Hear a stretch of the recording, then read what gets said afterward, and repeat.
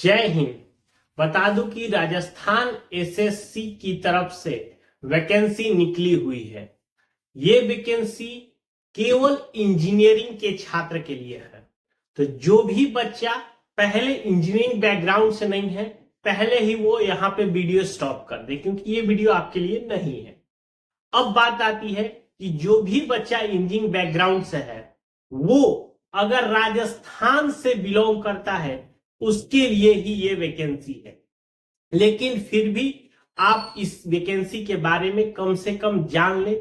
ये वैकेंसी क्या है, किस तरह से ये है, क्या क्वालिफिकेशन है, किस पद के लिए है, आज हम तमाम चीजें हम आपको बताने वाले हैं। ठीक है, तो इस तरह की वीडियो पाने के लिए हमारे चैनल को जो सब्सक्राइब करिए। देखिए, राजस्थान एसएससी इसके तरफ से ये जो वैकेंसी निकली हुई है, ये मनरेगा में निकली हुई है, जिसके अंदर ये 2600 पदों पे वैकेंसी निकली हुई है।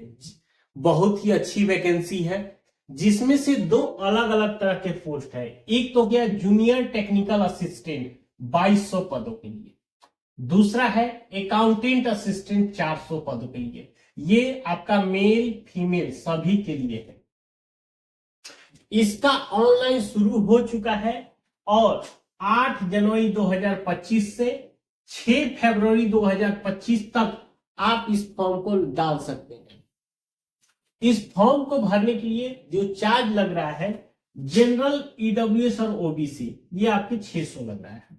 उसके बाद एससी एसटी को आपको 400 रुपए का चार्ज लगेगा। इसके लिए जो क्वालिफिकेशन चाहिए, बैचलर ऑफ इंजीनियरिंग, ये मैंने पहले ही कह दिया कि ये इंजीनियरिंग बैकग्राउंड के लिए है।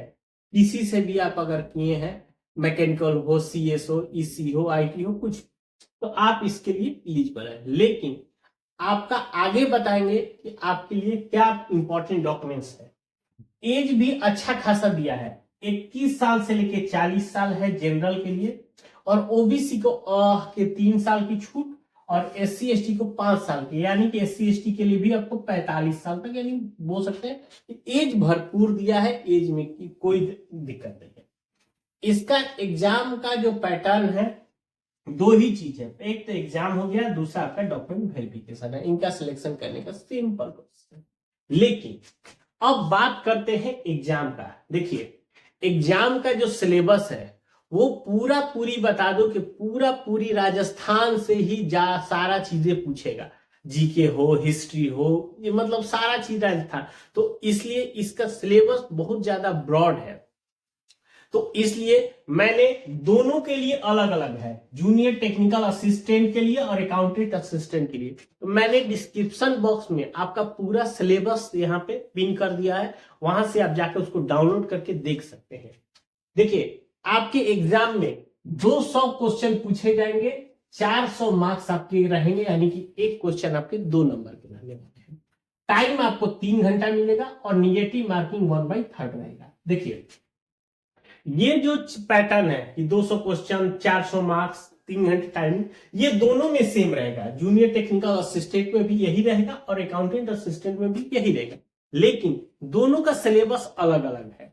और थोड़ा सा अगर आप इसका सिलेबस डिटेल देखेंगे, तो जैसे और सब चीजों में होता है 3-4 चीजें की जनरल अवेयरनेस, यही नहीं है। आपका राजस्थान से, हिस्ट्री से लेके, राजस्थान के कल्चर से लेके, मैंने सामान्य ज्ञान पूरा बोल सकते हैं कि राजस्थान से ही ये आपसे पूछेगा, क्योंकि ऑलरेडी ये राजस्थान एसएससी का ये वैकेंसी है। तो मैंने कह ही लीजिए कि आपको राजस्थान के बारे में ही पूरी आपकी पढ़नी पड़ेगी। उसके बाद जो इसमें आपकी सैलरी रहेगी 45,000 प्लस, ये आपकी शुरुआती सैलरी रहेगी। बहुत ही अच्छी सैलरी है और ये परमानेंट जॉब है। ठीक है, अब बात करते हैं कि इस फॉर्म को भरने के लिए आपको जो डॉक्यूमेंट लगेगा, 10 और डिग्री। ये डिग्री मतलब बोलते हैं कि बीई या बीटेक का जो भी आपको फाइनल मार्कशीट है, वो आपका निवास आपका राजस्थान का होना चाहिए। उसके बाद अगर कोई ईडब्ल्यूएस कैटेगरी से है तो उसका ईडब्ल्यूएस, कोई ओबीसी से उसका ओबीसी या एनसीएल, और कास्ट सर्टिफिकेट आपका लगेगा। आधार कार्ड आपका लगेगा, फोटो, सिग्नेचर और मोबाइल ईमेल आईडी। ये सारी चीजें आपको ऑनलाइन करते समय आपको करने हैं। ऑनलाइन करने के लिए आपको पहले 1 टाइम रजिस्ट्रेशन करना पड़ेगा। रजिस्ट्रेशन करने के बाद फिर आप सारे डिटेल्स भर के इसका ऑनलाइन कर सकते हैं।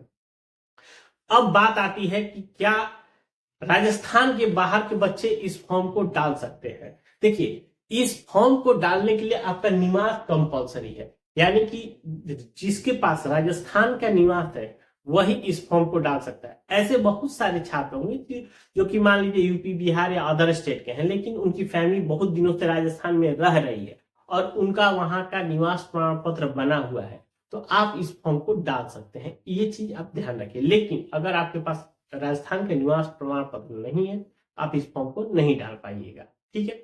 अगर इससे रिलेटेड आपको कोई और जानकारी चाहिए, हमें नीचे कमेंट करके पूछ सकते हैं। मिलते हैं नए वीडियो में, तब तक के लिए।